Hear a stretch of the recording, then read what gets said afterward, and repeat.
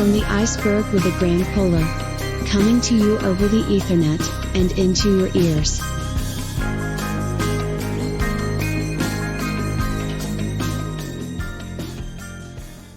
About Phantom Divine, how it started, and just about the band. Well, I started working on just a songwriting project like mid to late 2019, and it just kind of grew. I didn't know if I was going to create a band or not, and I worked with a songwriter and singer out of Finland, calls herself Ilvan. We wrote the first single together, River of Dreams, late 2019. And originally the plan was to have her sing on the recording, but I ended up deciding to create the band Phantom Divine a little later on. And then I had Shane Richardson, who I'm been good friends with for the last 5 or so years, and I play bass for him in his band, Blade Wolf. I asked him to join me on bass, and shortly after, we enlisted our previous singer, Naomi Weston, and we started writing music together, and the Cosmic Vision started to formulate from there. And yeah, it was a lot of fun getting to know those two. And you know, it was my first real project, like serious project of my own. It's been a blast. We've played a couple shows, 3 shows now actually. Yeah. And when did Mckenna come on board? Mckenna came on board last November. There was some stuff going on behind the scenes, and we just kind of decided to part ways with Naomi. So, and Mckenna I've known from Soulborn previously. Her and our drummer Daniel are in that band together, and they're also in Revelry together. If you haven't checked them out, really cool stuff. Mckenna, how did you start in the music business? What led you on your path to music? Well, I started quite young as a classically trained vocalist, doing the Royal Conservatory, which is basically a gauntlet of classical music challenges for vocalists. I took a break on that, and I did some audio engineering as my education. So I am an audio engineer just to learn the other side of things. And then I came back to Alberta because I was living elsewhere. And I got a message from one of the former members of Soulborn. His name's Kory. And he had said that they were looking to part ways with their singer due to just wanting to go to a different direction. And if I might be interested in auditioning. And I thought that was super cool because I hadn't really done any major band stuff or live stuff or really any recording to think of. So I sent in an audition and kind of went from there and ended up getting along with the guys of Soulborn. And then it just started to progress. My relationships with the members turned into quite strong friendships. So then Revelry formed, which would have been a just different musical attempt.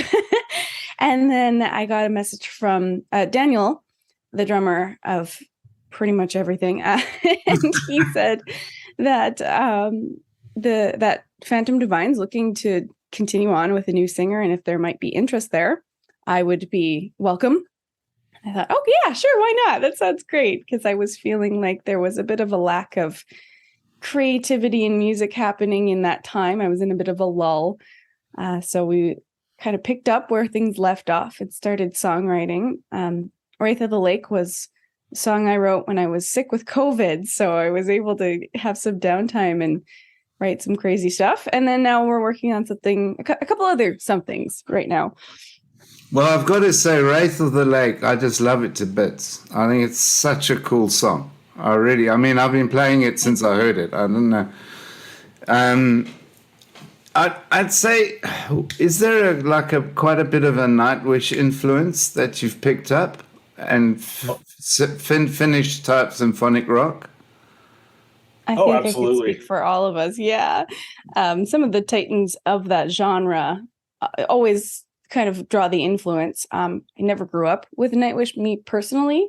But once I got a little bit older and got into that genre, I realized there's a lot of similarities between who I already was as a vocalist and what kind of music I liked. So to be able to marry the two together was awesome. Great. Kory, your musical influences, what's your musical journey? I grew up on classic rock. You know, my biggest influence, the reason I picked up guitar was Edward Van Halen, pretty classic. In high school, I discovered bands like Nightwish, Cradle of Filth, and, Epica. And that really, I immediately fell in love with that specific genre and just became totally obsessed. And it wasn't until 2019 that I actually got to realize that the genre isn't as popular around this area, and finding people who are interested in playing that kind of music at the level of musicianship that you need is difficult. And it took me a while to network to find the people that we have now. Yeah, because I mean, symphonic rock, it's typically always been European, German, Finland. That's where the big ones come out of. Oh yeah, But there's a lot now coming out of the US, but I think you're the only ones in Canada. there are actually a few other ones that are of note. There's Solaris. If you haven't checked them out, they're great. And there's another one, Age of Athena. They're both out of Ontario. Really great bands. I'm really impressed by the amount of I've forgotten the track now. I was listening to it the other night. I think it's Necromancy. You've got a lot of choral stuff, which is also, did you get a choir, or is that all double track stuff? That's all tracked with Naomi and Shane. It's just them. It's several layers. I think there's got to be 23 layers or something like that. That's quite something. Cool. The album. Tell us about the album. How did that come about? How did you create it? What was the concept behind it? I kind of wanted to, do the classic symphonic sound mixed in with more power metal elements. That's why you've got a song like Break Your Patterns has that kind of upbeat kind of sound, that classic power metal sound with the guitars and just very simple strings. And I don't know, I kind of just ended up forming kind of just naturally. I didn't have any specific direction to start with. That's just where we ended up. Okay. Just a collection of the material we wrote over the period of about a year and a half. McKenna, you said you wrote Wraith of the Lake. Yeah, instrumentally, what are your it actually influences in music? I mean, are you sort of drawn towards the Hobbit and fantasy stuff and all that sort of thing? Well, instrumentally, Daniel, our drummer, had written that song, and he had some lyrics of his own in there and a melody in place, and really wanted to use it for a project. So he said, let's take this song and turn it into a fully realized band song. And he left it with me to come up with all the concepts. So I am a big self-proclaimed nerd. I love things like folklore and fantasy. So this song was intended to be almost like a fake or a folklore song that would exist somewhere in the world about a haunted river or a haunted lake where it's people have gone missing in the lake and nobody knows their fate. Are they dead? Are they alive? But they can hear the voices coming from the lake. I love a lot of horror, but I didn't want it to be too spooky, just a little bit mysterious. And I can say without revealing too much that I am working on a song right now that is entirely based on the video game Skyrim, because that is a big influence for me. Cool. What are your future plans, Kory? Like McKenna mentioned, we're working on our next release. We're not sure if we're going to be doing an EP or what yet, but there is material in the works. We've got other show plans that haven't yet to be announced coming in the pipeline. And yeah, we've got lots of content planned. It'll be fun. We've got I've got some changes in the sound coming. I think it'll be interesting. I really hope our audience likes what we're doing. How do you work playing live? I mean, your music must have a lot of backing stuff. It must be quite hard to replicate that live. It is. Go ahead, McKenna. No, all of the stuff you hear on the album and on the singles would have the backing tracks kind of plugged into a system that Daniel uses, and he is the mastermind behind all of that. And he's in control of everything that you'd hear coming from the backing of the songs going into the front of house. So when we play live, it actually sounds just like it would on the album, where all of the choirs and all the strings are right there with us. That's it's not an easy job, that. I mean, to get that right and then play to it as well. I mean, it's quite a challenge. Fun every time. There's always something, right? Because you can never trust technology and equipment. Yeah. So it's always a lot of like, let's just go roll with the punches. If there's technical difficulties or any hiccups, that's just what makes us professionals, right? We had moments where our equipment wasn't working the way it intended to, and it really, if anything, solidified us as musicians, because we were able to work together to get through it and still sound like you would never know anything was wrong. Cool. One thing I like to do, which is a bit of fun, is this.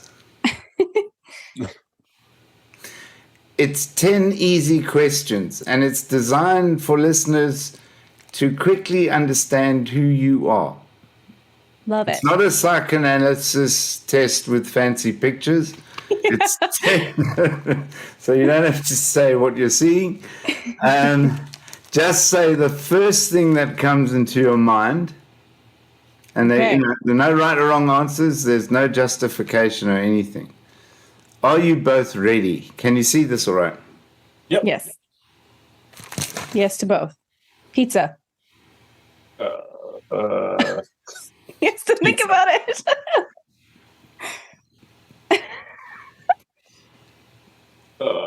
Yeah. Pizza. St. Albert, Alberta. Vancouver, BC. System of a Down. Nightwish.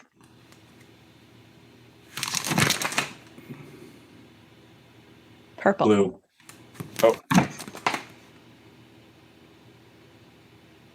Lord of the Rings. Nightmare on Elm Street.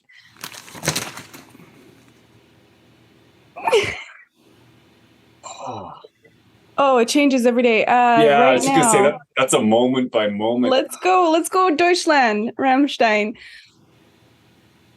Over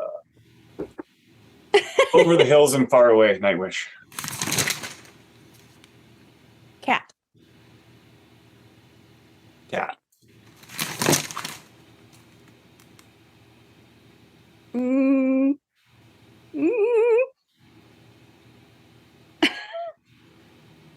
No. I'm sweating. I've suddenly forgotten what all movies are.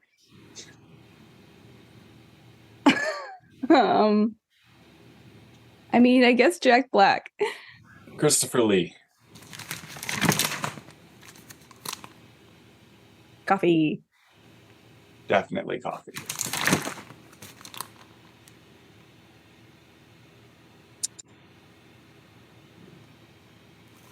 There's one in St. Albert or Edmonton, and it can't remember what it's called, but it plays only 90s.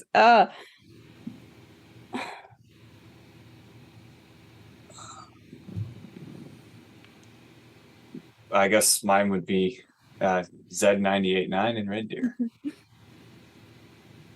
That is a big fail.